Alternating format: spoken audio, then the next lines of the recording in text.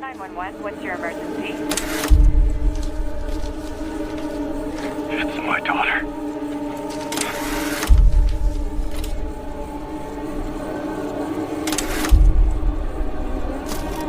I gotta be quiet. Sir, can you stay on the line with me? But it's not my daughter.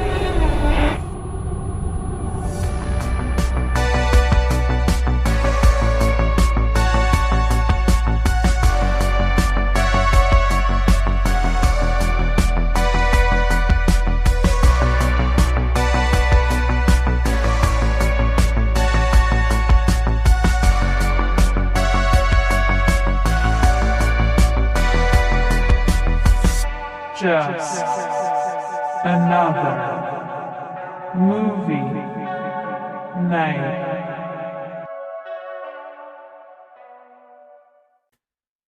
Hello, everybody, and welcome to the show. We are Just Another Movie Night, and I am Scott. And I'm Joe. Hi, Joe. Hi, Scotty. Today we are seeing a movie because this is before and after reviews. That's where we go see a brand new movie in the theater and give our thoughts before and after. Spoiler free, of course. Spoiler free. Spoiler free, Joe. Did you know that? Yes, because I invented it. Did you? No.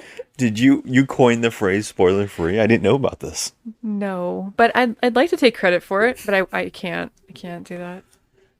What are we seeing tonight? Okay, we're seeing LongLegs, and I can't wait for the cage rage. Oh, yeah. So, yeah, let's break it down. We're going to see the new horror film LongLegs. This is directed by Oz Perkins, I believe. Is that how you say his name? I hope I'm not butchering that. Yep, Oz Perkins.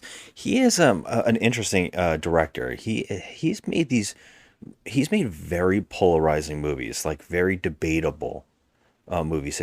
I think that people are so on the fence with his films. Each one of his movies, The Black Coat's Daughter. A movie that I particularly really enjoyed that the internet seems to absolutely hate, which is I Am the Pretty Thing in the House. I think it is. I am the pretty thing that lives in the house. Yes.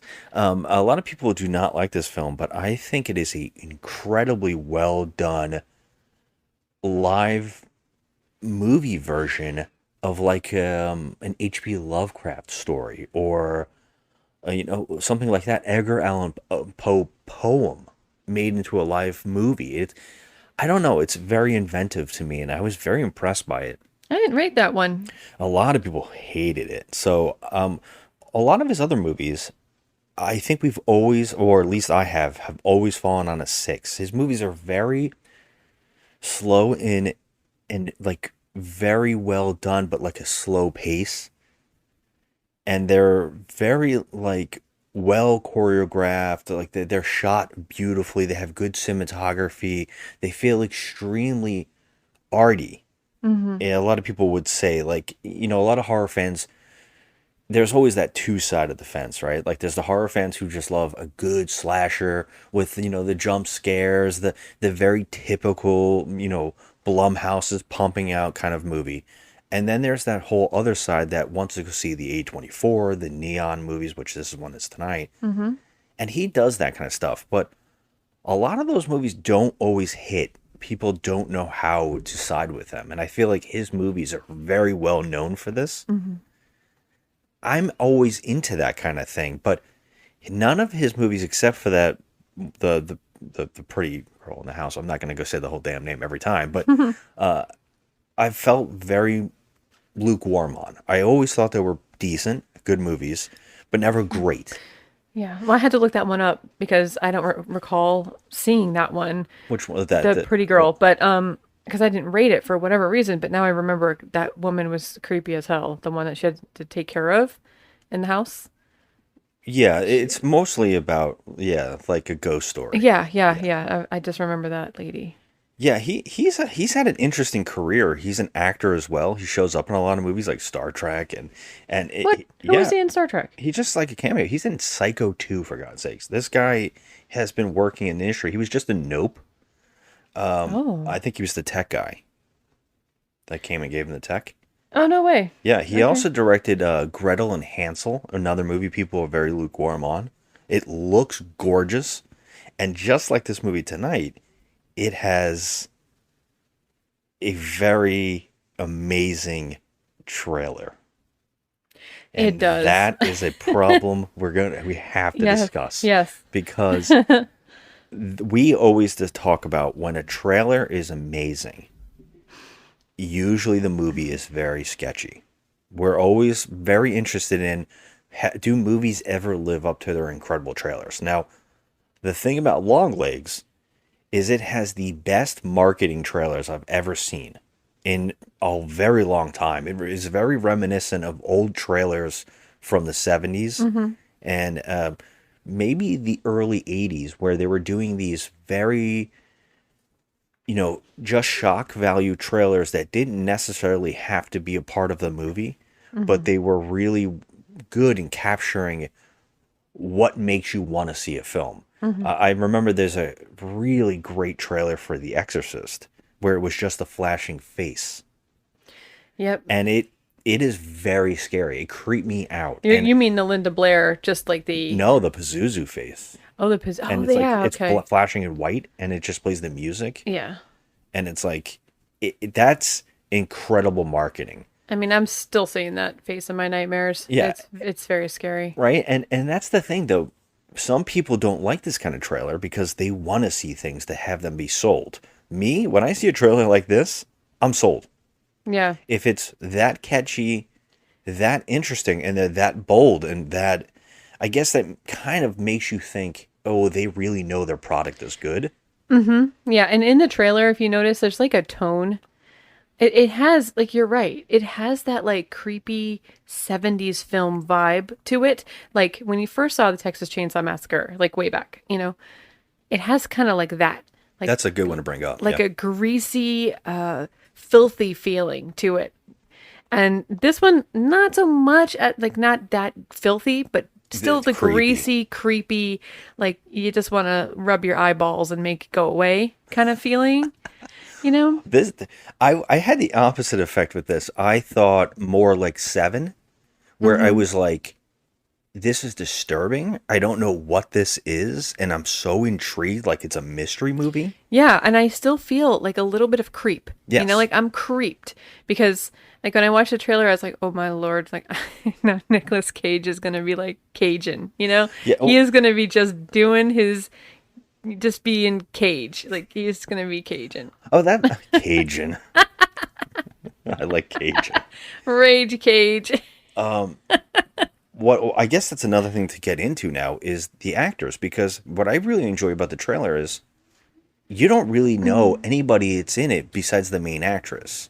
And I guess we should talk about her too. That's Yeah. Micah Monroe. Micah Monroe. Micah Monroe. She is now a pretty honored. I would think that she's in the League of Scream Queens, since she has made about 5 horror movies that have been pretty successful. Yeah, she was in It Follows. She did the Guest. She did The Guest. She also did that Greta film. She was in that. And she was also in, there's another one too. I feel like that one that was Follows or whatever. It Follows. No, not The Watcher. The Watcher. It's called Watcher. Yeah. Oh, okay. That's the one that they were in another country. She goes to another country Yeah, with her that movie husband. was creepy as hell. I It's liked it's it. an odd one. A lot of people haven't talked about or seen. Yeah, but she's made some pretty interesting ones. Have all been really pretty decent films. So seeing her do more horror is actually really interesting. I think she's been sketchy on how she feels about being called a Scream Queen, but she's like laughing about it. I think that she's finally like Oh my agreed God. with it. Embrace it, baby. Embrace it because you're good at it. Yeah, exactly. I agree. But the other thing is that Nicolas Cage is not even shown in the trailers. But you can hear him. And I didn't even know it was him until it said his name, and I was like, wait, what? Because I didn't expect him to do another movie like this.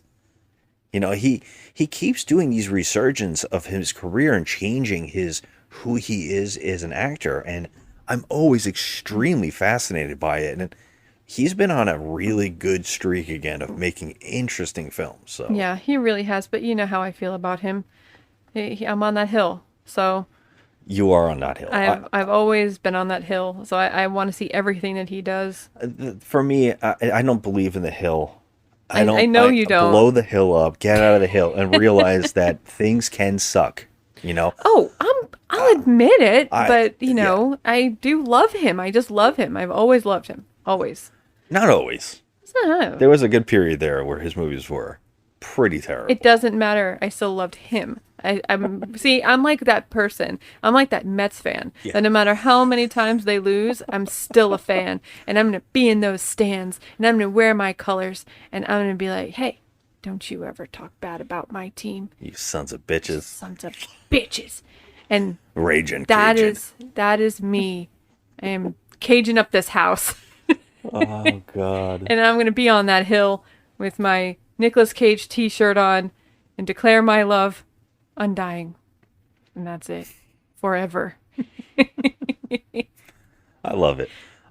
I mean, there's a lot going for this movie, so I guess I should ask you, what are your expectations with coming out score-wise? I think I'm going to come out with a solid 7. Because I think that the trailer... See, that's the thing. That I usually don't let the trailers rope me in. But sometimes you just can't help it. You can't help it. You know? It's like any Wes Anderson film. I'm in. So, like, if I see, like, a trailer for a Nicolas Cage movie, I'm sorry, but I'm in. I'm in. And I think this one's very intriguing. And you're right, it does have that 7 vibe to it. Silence of the Lambs too. Yeah, because, you know, she's an FBI agent and the whole thing. So I'm kind of, and you know, it's a crime thriller. I guess. I don't know It's a crime anything thriller, and that's like, I love those. So I think I'm more excited than I should be. Because, you know, sometimes Nick Cage, he goes up and then he comes down, and then he goes up and then he comes down. But you know what? I am here for you, man. So Yeah, I'm coming out with a 7. Dream Scenario Loved is it. top notch. Yeah, it was so good. I don't know why people aren't talking about it enough. Right. And we like Pig. We like yeah, I was Mandy. Hey, all right, he's winning. That was just the last one. I haven't seen Arcadian yet. No. I'm hoping that comes to Shudder sooner or later. But Yeah. Actually, I think it is soon. yeah, we haven't seen that, but he has been on a good streak. My problem, though, last week when we saw Maxine, you were extremely hyped, and I said I'm very cautiously optimistic on this film. But Yeah. I'm very cautious because the other two were so good. And so we came out very disappointed. Now, I'm going to have that problem tonight because I am extremely hopeful for this movie. More so than I normally am. But I'm looking for another one of these Oz Perkins movies where I come out disappointed. You know, I don't know. I'm worried that it's going to be like I've reviewed a lot of his other movies, a 6. So you think you're going to come out with a 6? I'm hoping. If it's less, I'm going to be very upset. I don't know. God, yeah, I see, mean- like now I'm like worried because I'm so optimistic, but I think a lot of that has to do with the fact that, you know, Nick Cage is in it. A lot of it. If he didn't have anything to do with this, I'd be like, okay, this is just another crime thriller, but he's totally caging up the place. He's bringing the cage. And I'm like totally stoked because I just have to be. I am. I can't help it. So I just clicked in my brain that he is the son of Anthony Perkins, and that's why he was in Psycho 2. It just clicked in my brain. Oh, is he really? Yeah, I had to look it up. Oh, wow. Yeah, I just was, while we were talking, I was like, is he the son? Because I saw that he was in Bed and Breakfast, and I do remember that Anthony Perkins' son was a part of that movie. Oh my God. And I was like, oh shit, is this his son? Yeah, very interesting. Wow. He's got beautiful eyes. I'm looking at him right now. Yeah, I mean, Wow. Oh my God, there's some pictures on here where he's actually got the same hair as Norman Bates. oh Like yeah, us, the side do. You know, like he has that like little boy charm thing going on. interesting. Oh, that's cool. That's Yeah, creepy. I don't know why it took me so long with the last name and everything. Yeah. So we're going in and we're both optimistic. I can't help it. I'm I know. optimistic. I can't help it. All right, let's go check this movie out. Don't move. Is it scary being an FBI agent?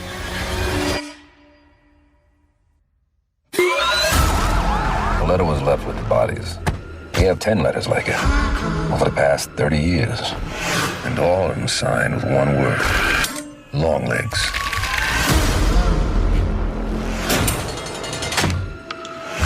He'll kill. And kill again. There she is. You could have played nice with me, but you didn't. Put the gun down! And now that has led to all of this.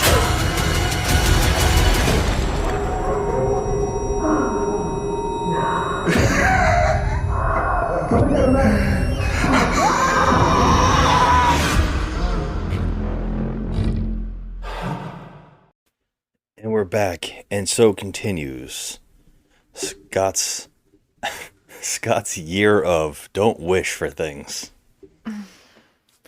Oh, we are back from just seeing LongLegs. Okay. Take it away. Okay. Well, I will say a couple of pros about this film. Mm. The movie kind of gave us like a Silence of the Lambs type feel. Ooh, sorry. You're noisy. And I like the idea of it not really telling us what era this is. It's Even the though 90s. they kind of hinted, because there's some hints in there for presidents on the wall, but there's no like cell phones or anything like that. It kind of had like a 70s feel, but then not. It was weird. They told you she was born in the 70s. So Yeah, but the tone of the movie just felt, like it could have been different eras. Anyway, that was a pro. yeah. To add to that, I will say that the feeling The feeling of is the film, yeah. I would almost call it. He nails it. It's a masterclass in making a vibe. This is something that horror movie people do not get right anymore. The vibe of horror, the idea that any moment something bad can happen, that feeling, that creepiness. He nails that. Yes, he does. He's very, very good at that in his movies. Well, he had a lot of pretty decent shots, I think, of like, the directing wise with Yep, filming different angles, he's and great at it. he was really good at that. Same thing goes with, I really like the lead actress in this. Now, that's to say that I think that she's very good at what she's doing. It's not her fault that the story isn't connecting to her. But I will say that she is doing a damn good job at what she's supposed to be doing. Yeah, that was going to be my next and final pro that I was going to mention. Because after those items that I mentioned, And the other actor that's playing her boss. that is Blair Underwood. Blair Underwood. And he yeah. never ages either. Fan- Always been God, handsome. His voice is incredible. He has a great voice. He's Yeah. always looked the same. He's always been handsome.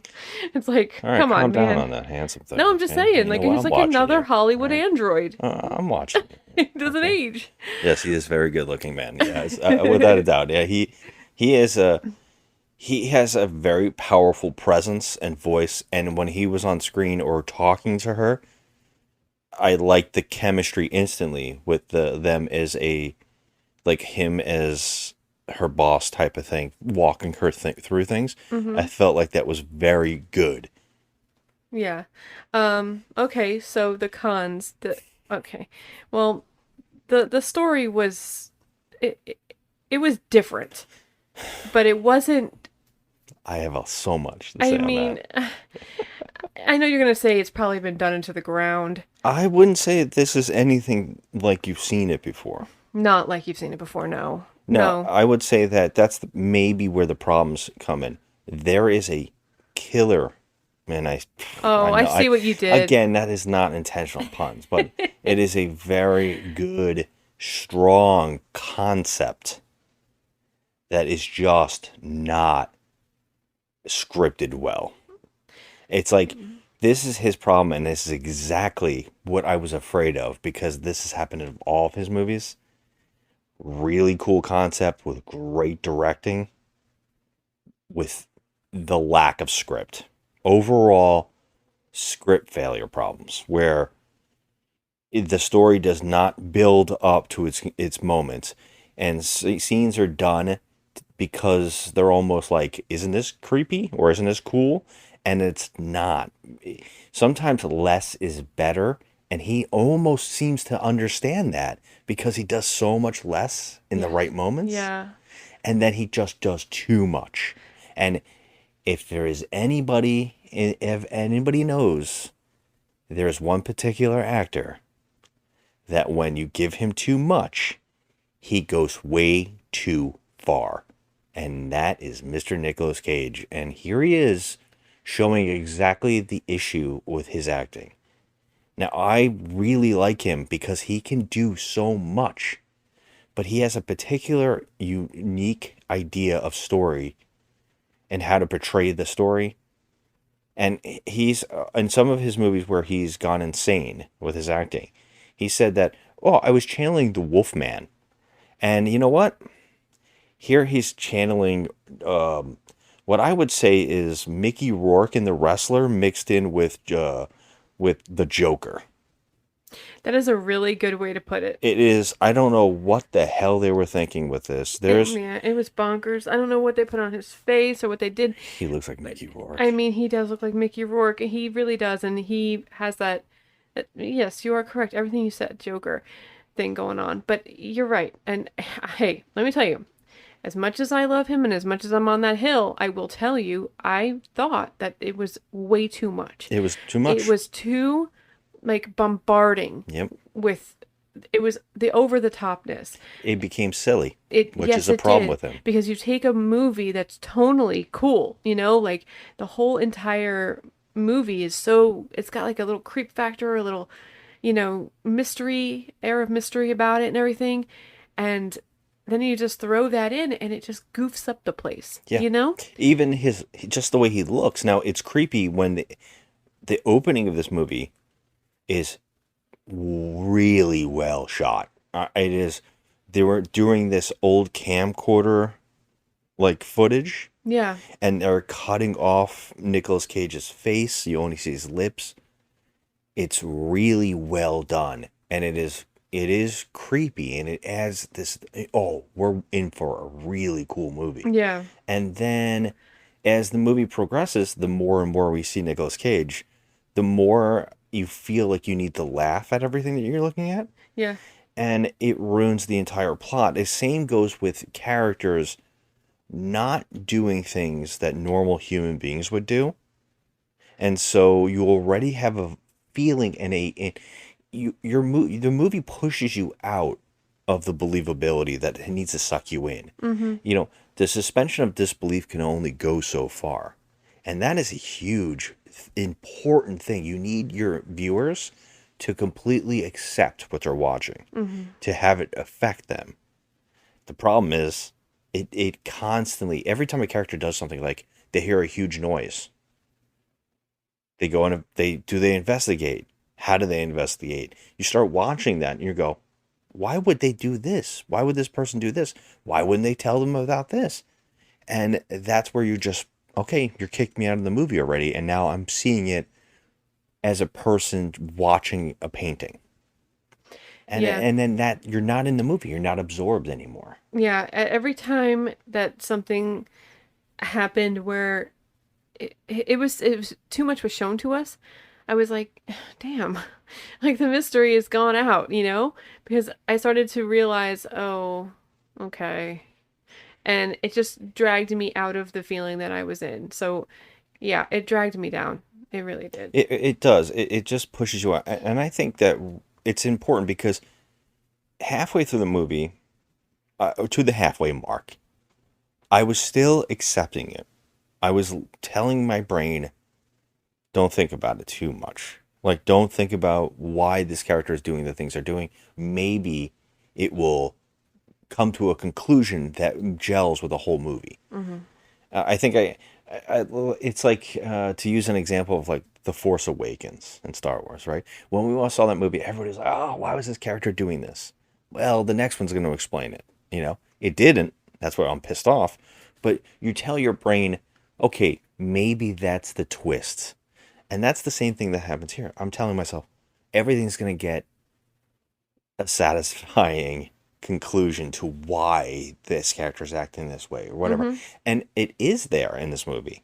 The problem is it's just not satisfying enough. No, it's not. And It's very lackluster. And when you hit that halfway mark, even when I was fighting my brain, that's when like the Nicolas Cage stuff happens.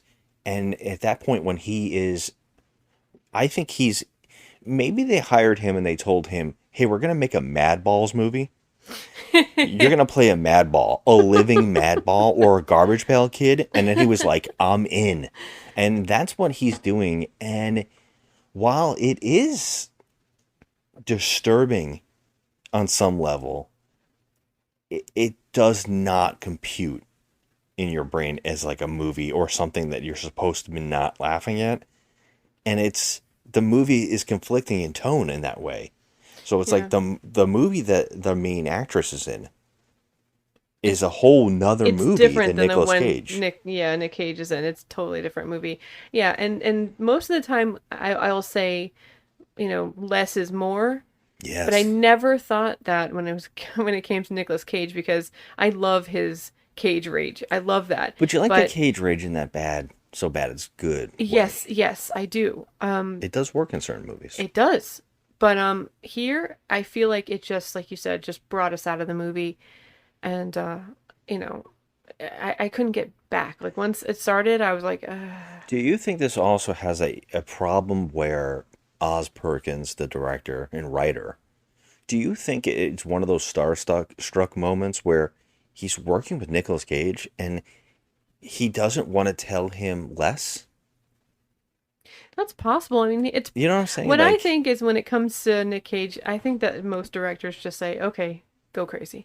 I've heard so many stories of people telling famous directors, like, I think maybe this, and then that director's like, no. And then they're like, whoa, shit. And I can see some directors, or some actors, being a big actor and walking in. Like, I think, famously, Marlon Brando. Mm-hmm. No one wanted to tell him anything, so they let him go. Oh, because he was like a freaking icon, and everyone was like, do whatever you want to do. Yeah, it's like on Superman, right? Richard Donner could not tell him not to say Krypton instead of Krypton. Yeah. And they just left it in the movie, Krypton. I mean, as the director, it's your job to, have your actors do, what they're supposed to do, and as far as, what you want from them. The performance and everything.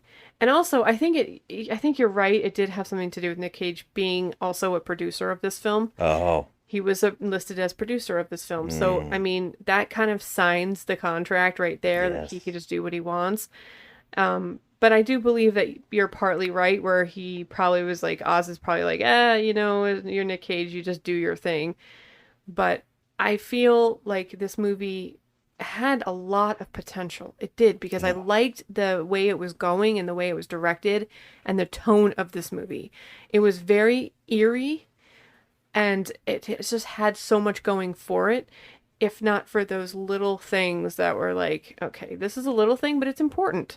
It affects the overall, and it becomes a big problem. It becomes a big thing, yeah. I wanted to point this out to you too, and I don't know, I want to hear what you think about this, but we were talking about like the Seven feel and the Silence of the Lambs feel, but I could not unsee what this movie really wanted to be, which was Twin Peaks. Oh my God, I definitely felt Twin Peaks in this. When it started getting Black Lodge, almost. Yeah. That's where I was like, okay, I don't know how many people can be on board with this. Because this is unusual. Yeah. And when you're not fully explaining your universe and how things work, you're kind of really hard to accept it. And it's going to be the people who just are going to be like, that's cool. And they're going to give it a pass because they think it's cool. Mm-hmm. But there's also going to be those people who are fighting it going, that is absurd. And I don't understand how and why it's occurring. Yeah. But I just got to accept it. Mm-hmm. And that's going to be the battle with this movie, I think, overall. Yeah, I do agree with you. I feel like there are a lot of properties in here, like a lot of different, little hidden things that kind of relate to other movies. But I feel like if he would have just stuck to the one tone, instead of just changing it up when Nick Cage came on screen and took us out of the moment, I feel like this could have been a successful film. I don't think this movie was a bad film at all. I feel like there's things in there that were really neat about it. Yeah, I do too, but I'm on the fence of it not being a bad movie. Wow, okay. I don't think this was... I mean, I would say that the directing was good. Her acting was really good. Blair Underwood was good. I know Nick Cage went above and beyond, a little bit too overboard, but he didn't completely take over the whole movie though. He Sure. that I don't feel like he did. All right, can I fight with you a little bit on this? Yeah, then? of course. Okay, because when the second half occurs, it gets extremely dull and absurd. Mm-hmm. And do you think that what you're told is going on, does it click in your brain as being good or is it bad?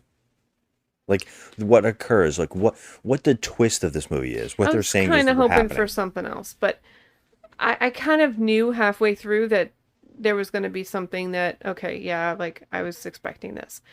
I didn't, I don't know. I kept being conflicted in my head a little bit. I also just thought of another thing. I forgot. I wanted to say this to you, but I guess the ending, extremely quick. Mm-hmm. I knew what was happening and what was going to happen.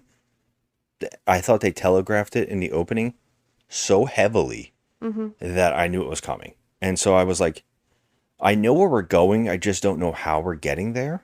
Yeah. And when it was getting closer, I was like, it's so obvious where we're going in this ending here. I knew too. I was just like, okay, what's the end result? I want to know what the end result is going to be. The only thing I couldn't tell is the how. And that was the only how. When I got that, I was like, I don't like it. That's how I don't like. So it doesn't really work. And that's a shame because, like I said, I was, for the first half, I was fighting myself. I was telling my brain, no, this is actually pretty interesting. And this is, I had this thought in my head during the movie. I was thinking, Maxine in this, the totally different movies, right? Mm-hmm. And both have, like, this one has the things that I wanted Maxine to have. Yeah. And Maxine was lacking in the things that this movie had, right? Maxine, I wanted it to be exciting. I wanted it to be a visual flair. It nailed an 80s vibe, where this one is nailing like this 90s creepy vibe type of thing that they're trying to do. They both are successful in that sense. But Maxine's not creepy. It didn't have a horror movie vibe. It just felt like a weird thriller, maybe. And this one felt, this is horror. This is creepy. Oh, I definitely felt the creep vibe in this. Exactly. Yeah. And then both movies, like LongLegs, to me, has a really unique story going on. Whereas Maxine is very straightforward. And I was battling my head. I was like, well, this is way better. Like, even if I had problems with Maxine and I thought it was mediocre, I'm like, we're in the halfway mark. I was like, LongLegs is way better so far. This is a better film in all senses. Then I got to the last half and I went, I don't know if I could ever watch this film again. And I was thinking to myself, I could watch Maxine again. I don't know. I mean, I think I would watch both films again because sometimes on the second viewing, things come across differently than the first time. So true, and I think that Maxine might Is that your stomach or mine? I don't even know if that'll pick up on the mic, but we both heard it. But I was going to say that Maxine might actually benefit from a second viewing, maybe because the first reaction is a little muddled because of expectation. And so a second viewing might actually grow. Whereas this movie, I think that the cracks will even be more evident. I don't know. I'll have to watch it again. I will watch it again. I will, to see if things change for me. I can't imagine watching this one again. I would. Because I know where it's going. And it sucks because there are some really cool ideas in this movie. There is a doll factor, which we both love, and it is very creepy. There is a really cool visual of the doll with putting like it's in the commercial, putting the like the black shroud over it, and you're seeing like what looks like demon eyes through it real quick. Yeah. Very cool. I love that visual. There's a lot of good visuals in this movie. I really do feel that way. What are you gonna give this? That's my problem right now. I'm battling. I think you're probably gonna be at a 5, right? I'm almost at a 4. I know. Okay. I'm gonna go with a 5. I'm gonna be a little more generous. This was going to be a hard 6. There was a time where I was like, oh, it just kept deducting. And when you laughed, you said, "What's the matter with you? Did you fall asleep?" I said, "No, I wanted to." I found the last half extremely like obvious and dull, and because of the obviousness, and I just was like, okay, this can end at any moment. Yeah. Okay. Well, I was kind of leaning towards a 6 on this because it was competently directed, and I mean, yes, he was over the top, but she was good, and you know, I think I'm just gonna stick with the 5. You know, it was a little bit better than mediocre, but I can't give it a 6. I'm surprised that you were liking it as much as you were, because I thought even you were agreeing, like, yes, you know, because this is laughable now. There was a mystery about it, and I love movies that have mystery and creep factor 11. And this movie was creepy, and it had mystery, and it also had Nicolas Cage. But I tell you, he was probably the weakest thing about it. Every time you bring up a point, I feel like I want to talk to you about it. Like you said, mystery. Now, to have a mystery, you actually have to have like a procedural. Like, you know, you have to have cops trying to figure out a mystery. You have to have someone trying to solve it. Yeah. You have to have actual things for the viewer to actually try to decipher with them. Yeah. This movie goes, we don't care if you understand anything. We're just going to have a character say, this is what is happening. And I was like, this isn't a mystery. Well, I mean, I spent the first half of the movie figuring out, like, trying to figure, like, okay, what's going to be the twist here? I was going through motions in my mind of what could be happening, because I feel like some of it wasn't very straightforward. There was a little bit of mystery there. They didn't tell you anything to even give you that mystery. Like, there was no, well, here's what's in pictures. They're not seeing something that we could see. You know, there's none of that. We don't get to see the pictures. They're just on a board far off, or there's a bunch of lettering, and you can't see it. There's sometimes there's like a card, you can't read it, like it's too fast. You're not given any of the evidence to help you build a case with the detectives, and that's lacking. Whereas in say Silence of the Lambs, you know, you're following this cop, and you're getting all the bits as they're getting the bits. Yeah, you're like totally with Clarice. You're totally in it with her. Yeah, and you feel like you're a part of the police work. Yeah. You know, same thing with 7. You feel every clue. What is going on? What is going on? And in this movie, you're like, she just tells you, and then you're like, and even the cop goes, "How did you come to this?" And yeah. How did you come to this? Like, they don't tell us. You just kind of watch them flip through pages, and you're like, okay, it's happening. I was looking. Yeah, that's exactly. I had more what time. She said. I had time. Yeah, I had time. I was looking. Okay, fine, whatever. But yeah, I'm leaning towards just going with a 5 because I feel like there's just too much wrong with it to give it a 6. Yeah, I mean, you can hear in me how much I'm very disappointed, and so I want to go lower. Yes, but there is enough here that's unique and interesting and visually pleasing to give it at least a 5. Yeah. It's just unfortunate that visual and all of that kind of stuff, production and cinematography and score, that can only go so far. You really need that connecting story to help you enjoy that meal. Do you know what I mean? You know, it can look beautiful, the steak. When you taste it and cut in, it tastes like shit. Yeah. Then you're pissed. Okay, waiter, I didn't want well done. You know? It's like when you get bad prime rib at Outback. Yeah. Oh, let's not talk about that. But yeah, that's it. Do you have any other thoughts or anything to say? Because with him, Barry Keoghan, maybe playing the Joker, that little shot of him in the new Batman movie, you know, Matt Reeves' Batman, and the idea that he could play, he looked like a madball.